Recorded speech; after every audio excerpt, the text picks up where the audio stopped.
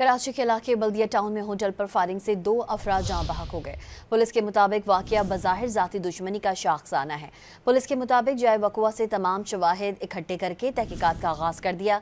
कत्ल में 30 बोर पिस्तौल का इस्तेमाल किया गया है। पुलिस के मुताबिक मकतूलीन का कुछ अरसा कबल झगड़ा भी हुआ था। झगड़े पर जिरगा भी किया गया था। जाँ बहक होने वाले दोनों अफराद से कोई छीना झपटी सामने नहीं आई। कराची के इलाके बल्दिया टाउन में होटल पर फायरिंग से 2 अफराद जाँ बहक हो गए। पुलिस के मुताबिक वाकया बज़ाहिर ज़ाती दुश्मनी का शाखसाना है। पुलिस के मुताबिक जाए वक़ुआ से तमाम शवाहिद इकट्ठे करके तहकीकात का आगाज़ कर दिया।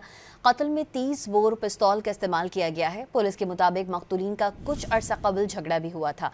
झगड़े पर जिरगा भी किया गया था। जाँ बहक होने वाले दोनों अफराद से कोई छीना झपटी सामने नहीं आई।